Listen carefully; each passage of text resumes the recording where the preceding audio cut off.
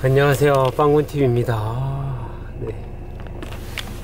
지금 사업을 벌써 진짜 7년째 하고 있습니다. 원래는 제조업으로 시작을 해갖고 벌써 7년이 됐네요. 근데 진짜 제가 스스로 하나 잘했다고 느낀 점은, 그러니까 매년 도전 안 해본 적이 없습니다. 단 1년도 그대로 멈춰본 적이 없어요.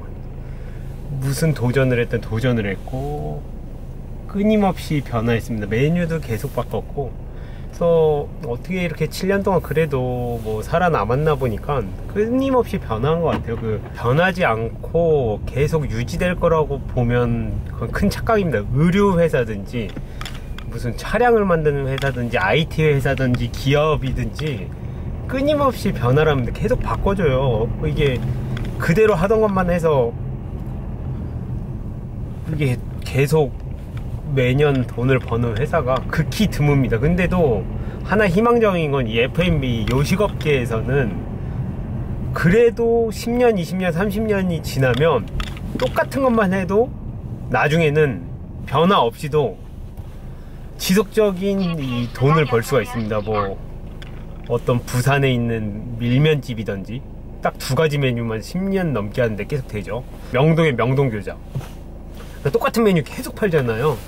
거기도 한 3, 40년 된 것 같은데, 유일하게 그래도 요식업계만이 딱 한 번 잘 만들어 놓고 전통이 생기면 메뉴를 변화 안 시켜도 되는 데가 있어요. 하지만 모든 기업은 계속 끊임없이 도전하고 변화를 해야 됩니다. 안 그러면 시간의 문제지 사라집니다. 무조건 사라져요. 사라질 수밖에 없어요. 우리도 사람의 마음도 변하잖아요. 내가 플립폰을 쓰다가 스마트폰이 나왔어. 옆 사람이 스마트폰 쓰는 걸 안 바꾸고 싶나요? 바꾸게 된다니까요. 저희 마음도 변해요. 저희의 옷 스타일도 변해요. 예전에 그냥 클래식하게 정핏을 입었다면 지금은 좀 오버핏을 입잖아요. 왠지 오버핏을 안 입으면 나이 든 것 같고.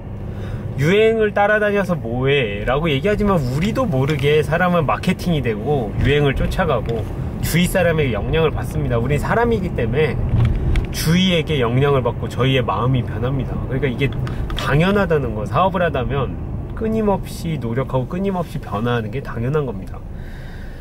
그럼 이런 생각 할 거예요. 누가 자기 돈 투자해갖고 끊임없이 고민하고 그러느니 그냥 월급쟁이를 할래. 근데 이게 그래도 사업이 재밌는 게 뭔지 알아요? 제 1시간이 정말 최선을 다한 1시간이 된다는 거예요. 사업장에 있는 순간은. 그럼 무엇을 하든 제 1시간이 정말 최선을 다해서 하고 있다는 거예요.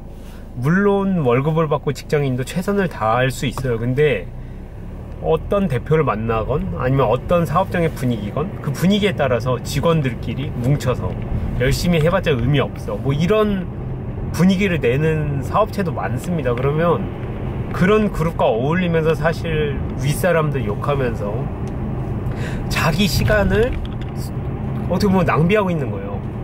24시간 이상을 프로듀싱 할 수 없죠. 제가 아무리 노력을 해도 24시간 한정돼 있습니다. 그 24시간을 내가 대충 살아간다는 건 사실은 스스로에게 엄청 마이너스입니다. 저는 지금 수영을 하고 가게로 가고 있어요. 가게를 가서 11월 말이니까 이제 월말 정산을 하고 직원도 늘어갖고 이제 월말 정산 하는데, 오늘 아침 거의 9시 반부터 했는데 진짜 한 오후 4시 반까지 했습니다.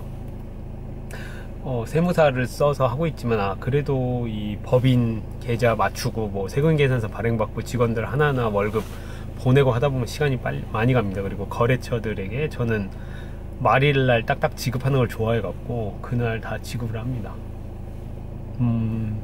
매출은 오르락 내리락 합니다. 떨어질 때도 있고 오를 때도 있어요. 뭐 노력한 만큼 결과가 안 나올 때도 있죠. 노력했다고 다 되는 것도 아니에요. 왜냐면 노력의 방향이 잘못되면 잘못된 결과가 나오겠죠. 그러면 그 노력을 다른 방향으로 또 써봐야죠. 노력했다고 다 되는 것도 착각입니다. 내가 뭐 공부를 하는 학생이든 내가 앉아서 뭐 10시간 동안 앉아 있었어. 나 운동을 10시간 동안 했어. 근데 몸짱이 안 되고 공부 결과가 안 나오면 운동 방법이 잘못됐고 그 공부 방법이 잘못된 거죠. 어쩔 수 없는 거예요. 근데 내가 노력했는데 난 이게 내 최선인데, 이거는 그거는 의미 있는 얘기는 아닙니다. 올바른 방향의 노력을 2~3시간 하면 좋은 결과가 나오기도 해요. 인생이 그런 거예요. 지금 뭐 월말 정산을 하면서 많은 생각이 듭니다. 지금 제가 수영을 하고 이제 가게로 가고 있어갖고 좀 이 도파민이 많이 생산돼서 이런 얘기를 하는 것 같은데, 그리고 뭐 여러 가지 얘기를 해주고 싶어요. 제가 어떻게 이렇게 자신 있게 도전을 할까, 자신감이 난 왜 있을까.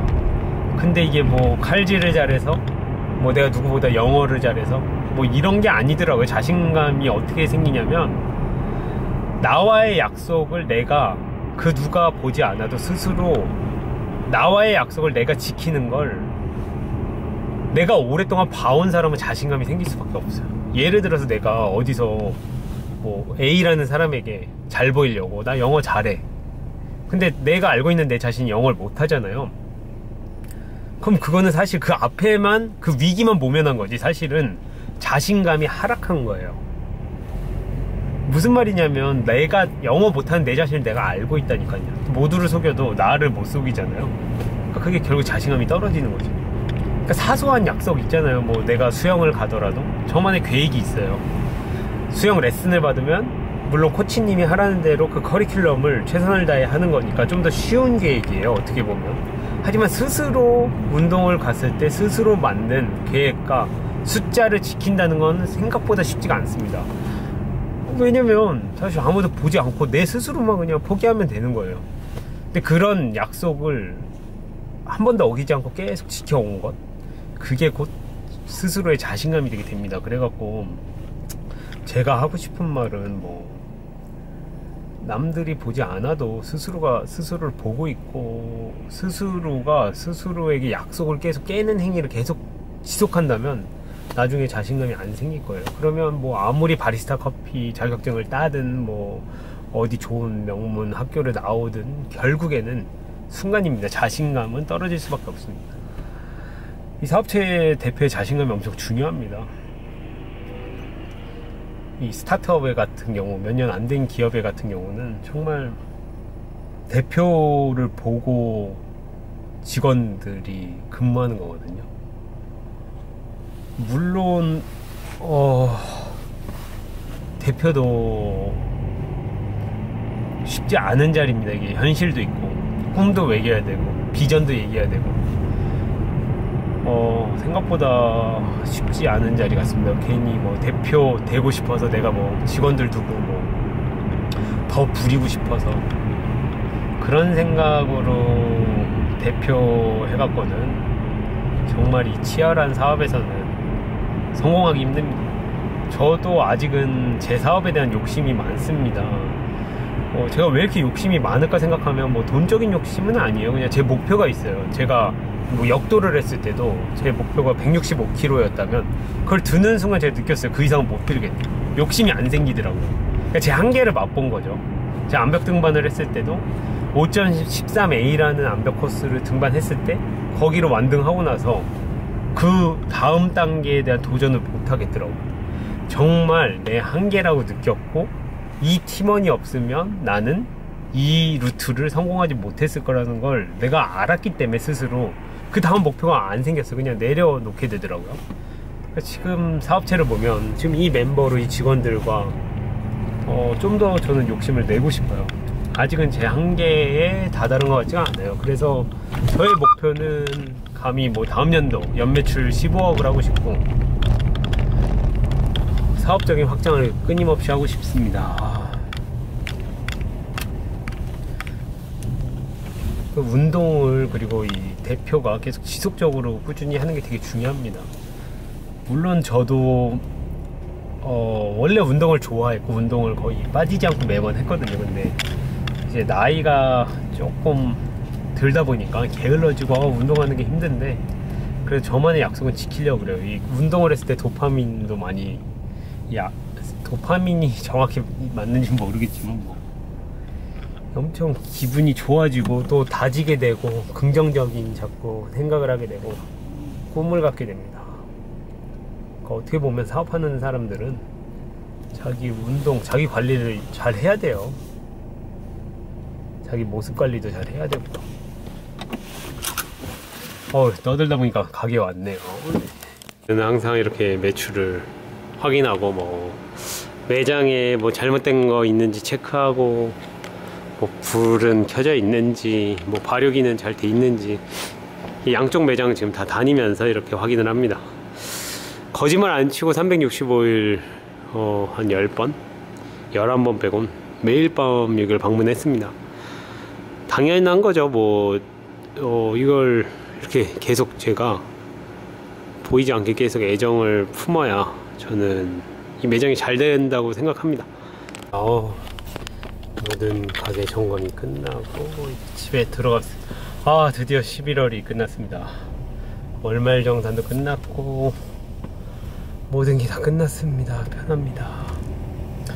제가 이제 저는 제가 원하는 만큼은 아직 성공은 못했지만 누군가는 결국엔 자기가 가진 상가에서 장사 잘 되는 가게를 갖는 게 꿈인 사람도 있잖아요. 그런 면에서는 제가 감히 조언을 하자면 되게 쉽게 한번 돈 좀 벌어야지 그런 마인드로는 사실 사업을 안 했으면 좋겠어요. 진짜 요리 실력이 좋아도 안 되는 경우도 있어요. 운이 안 좋거나 장소 몫을 잘못 고르면 또 안 되기도 해요.